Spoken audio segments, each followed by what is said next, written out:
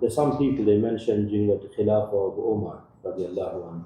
Apparently he suspended the punishment because of a famine. Famine, yeah. Is that correct? Or? Yeah, that's correct. And this is the Sunnah. This is from the Sunnah. This is indicated as one of those examples where the conditions of the cutting are not fulfilled. So in times of famine, plague, even war, instability, there will be no cutting in this situation. So this is not something that's innovated by Umar. And even if somebody was to say that no, this was the ijtihad of Umar and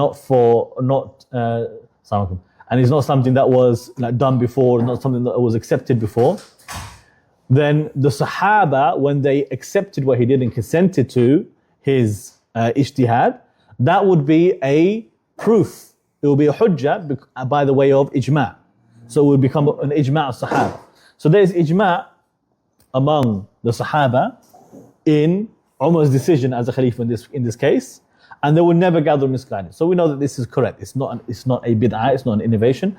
But in any case, it goes back to the Sunnah and what is from what the Sahaba they took from the Prophet ﷺ, so there's no cutting during a famine. Okay. There's some from the zindīq, they try to use that as an evidence to abolish all the hudud. They try to use that. Yes, and you're correct. That's called zindīq. So zindīq is actually originally the Persian word. It just means apostasy. But when in the fiqh books, when they talk about the zindīq as opposed to the normal word of apostasy, ridda, they usually refer to some really harsh forms of apostasy, such as the one who tries to disguise their kufr by Islam and paint it as Islam. So for example, the Qadianis, for example.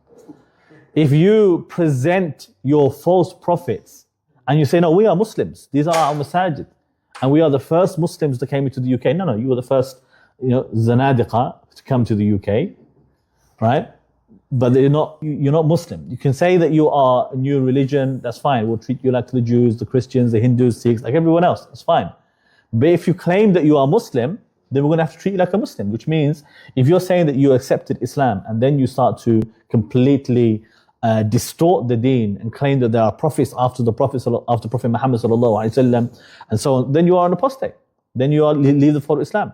This was the famous fatwa of Al-Hind, the fatwa Hindiya. They said about the Qadianis, we'll treat them as kafir asli as long as they don't claim to be Muslim and as long as they don't call their temples the masajid.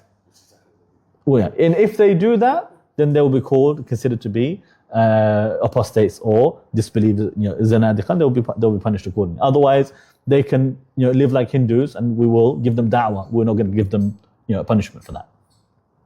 Okay. Any other questions?